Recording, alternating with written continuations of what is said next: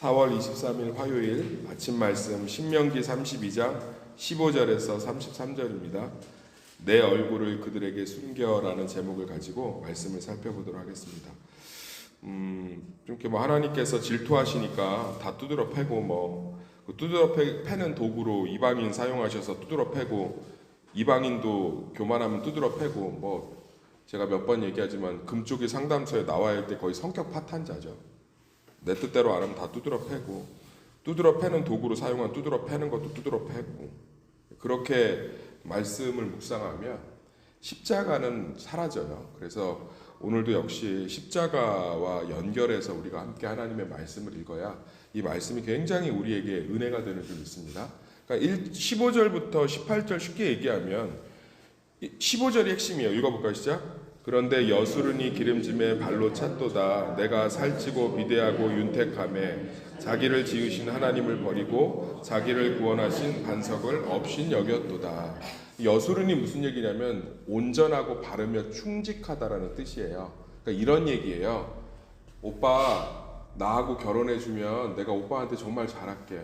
나 배운 것도 없고 이렇게 주렁주렁 빚도 있고 얼굴도 못생기고 나 그리고 이렇게 한 두어 번 또 갔다 왔고 나 정말 오빠하고 이렇게 너무너무 좋은 오빠 하고 결혼할 자격이 없지만 오빠가 나 결혼해주면 내가 오빠만 바라보고 살게, 그 얘기예요. 그래서 은혜를 베풀어서 결혼을 하나님이 했는데 뭐 했다는 거예요?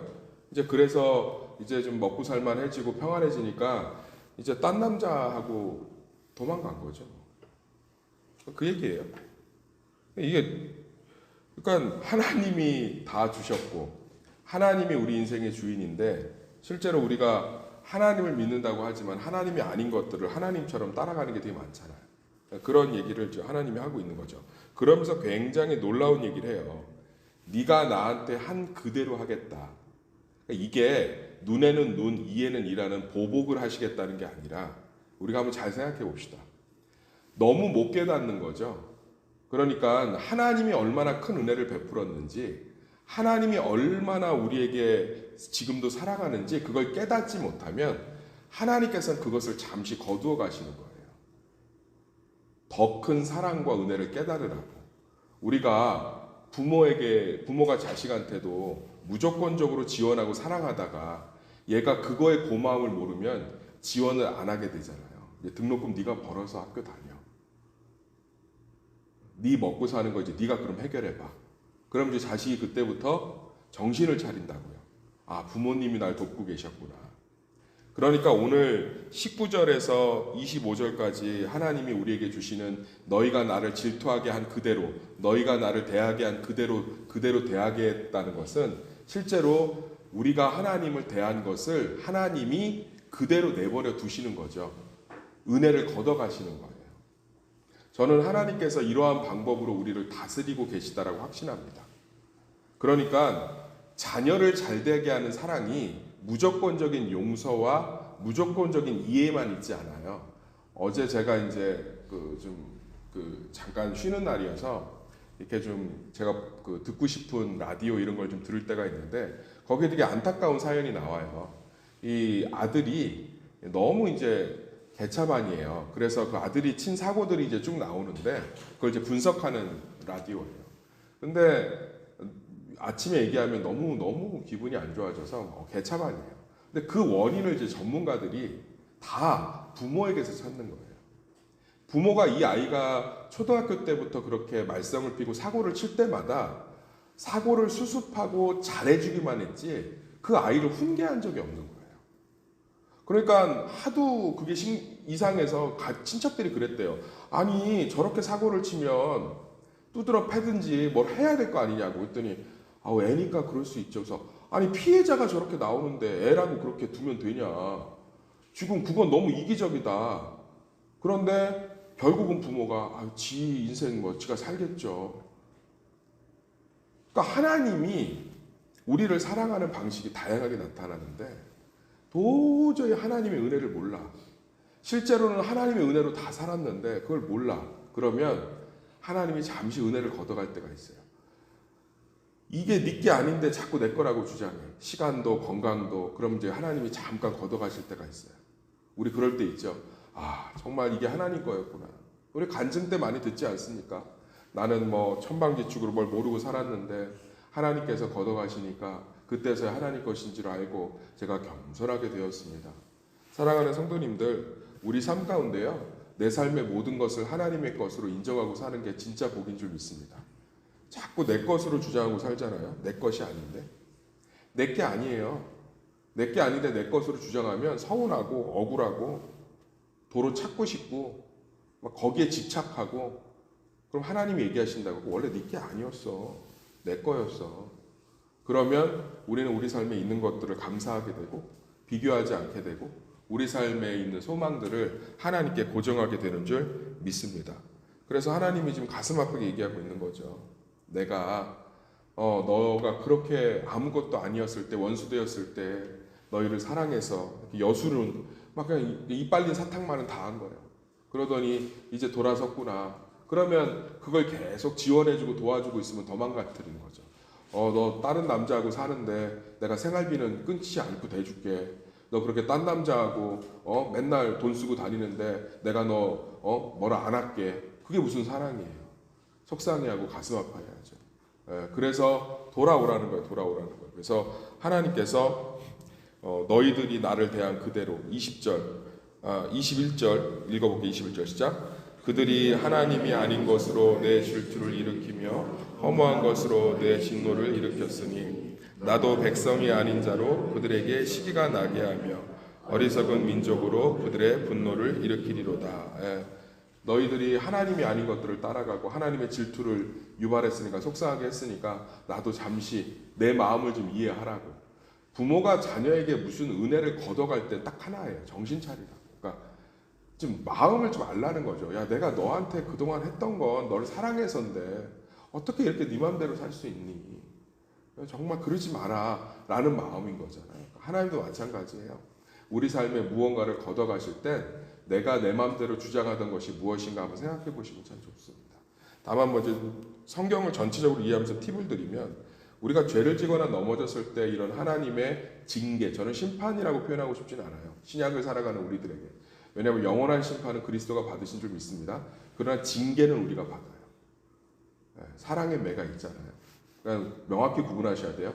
심판은 죄 져갖고 하나님께 심판 받았어. 한번 받아보실래요? 하나님의 심판이 사업 망하는 거 정도로 끝난다고요? 제가 신학교 때 제가 감비가 안 나오니까 어떤 분이 그러더라고, 동기가. 하나님께 회개하라고, 심판받는 거라고. 제가 뭐라고 했을 것 같아요? 감기 몸살로 한 달 고생하는 걸로 심판받을 거면 죄 더 짓겠습니다. 사업망하고 병 걸리는 게 하나님의 심판의 수준이라고 생각하면 우리는 십자가를 내 발로 끌어내리는 거죠. 최소한 십자가가 하나님 형벌의 정점이에요. 갈기갈기 찢어놓는 거죠. 그러니까 우리 삶에 있는 모든 것은 징계 수준이에요. 매 수준. 감당할 시험만 주시는 줄 믿습니다. 하나님의 심판은 그리스도가 이미 다 받았어요.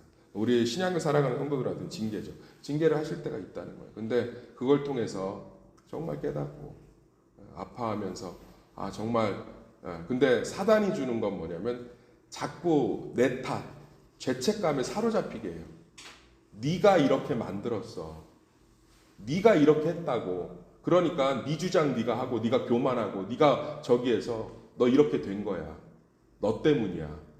그러니까 이런 사람들은 회복을 해도 경직돼 있고 자기 열심으로 똘똘 뭉쳐 있어요. 내가 또 기도 놓지 말아야 돼. 내가 열심히 살아. 예배.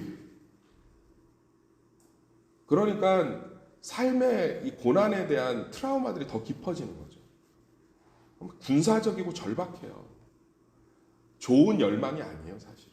그런데 성령이 주는 죄책감은 은혜를 사모하게 해요. 우리는 죄를 좋아하는 죄인인 줄 믿습니다. 성경이 분명히 말했어요. 너희 속에 있는 죄가 그것을 선택하게 한 거예요. 우리는 근본적으로 하나님을 싫어해요. 우리는 근본적으로 하나님의 말씀을 안 따르고 싶어 합니다. 그게 죄인이에요. 그래서 하나님의 은혜 없이는, 하나님과의 교제 없이는 죄를 이길 수가 없어요. 아멘. 다시 한번 말씀드릴게요. 사단은 아주 교묘해요. 네가 열심이 없어서 그렇다라고 얘기를 해요. 그래서 자꾸 우리를 무언가 몰아간다고. 그런데 성령은 비슷해 보여요. 사단은 빛으로 광명의 천사로 가장하는 존재예요. 정말 하나님의 은혜가 아니면 구분 못해요. 근데 교묘하게 달라요. 근데 성령은 우리가 죄를 지으면 끊임없이 이 안에서 그런 나를 인정하고, 그러기에 하나님의 은혜와 교제가 더 필요하다는 하나님을 바라보게 계속 몰아가요. 성령의 음성을 따르시길 소망합니다. 아, 내가 죄인이야. 나는 부족한 사람이야. 나는 정신 차린다고 되는 사람이 아니야. 나는 작정한다고 되는 사람이 아니야. 나는 뭘 붙든다고 되는 사람이 아니야. 나는 하나님의 은혜가 더 필요해. 그러면 기도에 사모하는 마음을 부어주시고, 다시금 저는 다리를 곧게 펴고 고개를 들게 하시고, 다시 하나님의 예배의 자리에 나오게 하세요. 저도 똑같아요. 목사가 실수를 하고 죄를 집니다. 그럼 사단이 제일 먼저 들어와서 어떻게 하냐면, 네가 목사니? 아유, 그러면 막 설교 준비도 잘 안 돼요. 이런 내가 무슨 하나님의 말씀을 전하겠어. 그게 제일 먼저 찾아와요. 그런데 그 다음에 성령이 확 밀어붙입니다. 그럼에도 불구하고 내가 네 죄를 위해 십자가 죽고 나는 너를 변함없이 사랑한다. 그러면 설교주를 준비하면서 눈물이 막 터져나와요. 이런 나에게 다시 말씀을 맡기시고, 나는 하나님 없으면 안 됩니다. 더 기도로 살겠습니다. 막 이런 성령의 의지들이 불타요. 그래서 우리 사랑하는 성도님들, 오늘 하나님의 징계를 받을 때가 있어요. 그러면 저는 다리를 곧게 펴고 하늘을 바라보십시오. 그래서 은혜가 더 필요한 사람이구나. 나는 은혜 없이는 안 되는구나. 그러면서 주님의 손을 더 꼭 잡으시기를 예수의 이름으로 축원합니다. 그 다음에 이제 징계의 도구 이방인들 얘기인데, 이게 이 얘기예요. 불쏘시개로 이해하시면 되고, 김사택 목사님이 표현했는데 기가 막힌 표현이에요. 이게 무슨 얘기냐면, 저는 아궁이를 안 떼봐서 모르는데 아궁이를 떼신 분들은 쉽게 이해하더라고요. 이게 불이 잘 안 붙으면 불쏘시개로 쓴다며요. 장작 하나 남은 나뭇가지를. 그래서 막 이렇게 쑤셔요. 그럼 불이 이제 올라오죠. 그래서 불이 잘 붙으면 불쏘시개는 어떻게 하죠? 부러뜨려서 그 장작더미와 같이 넣어버린다고요. 필요가 없으니까. 그러니까 하나님이 이방인들, 원수들을 불쏘시개로 쓰시고, 불쏘시개로 끝나면 집어 던지는데, 이방인들이 그걸 모를까 염려한다라고 신인 동명론조, 우리의 언어로 얘기하신 거죠. 무슨 얘기냐면, 우리의 원수는 하나님만이 압제할 수 있다는 거예요. 그러니까 그것이 우리를 공포스럽게 만드는 건 우리가 하나님으로부터 멀어져 있다는 뜻이라는 거예요. 그러니까 원수를 강성하게 하는 거, 여기 나오잖아요. 뭐 여기 보면 30절 읽어볼까요? 시작.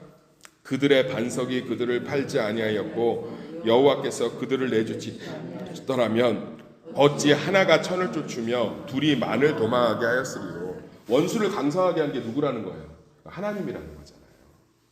그러니까 우리 삶에 자꾸 돈 문제에서 내가 자유롭지 못해. 그러면 하나님하고 멀어져 있는 거라고. 그게 자꾸 크고 두렵게 보이게 하는 거예요. 이해되시죠? 근데 거기에 우리는 더 사로잡히잖아.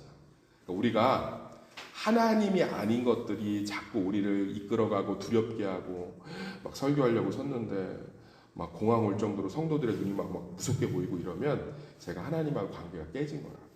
그럼 그때는 뭐 더 어떻게 해야지가 아니라 하나님의 교제로 깊이 들어오셔야 돼요.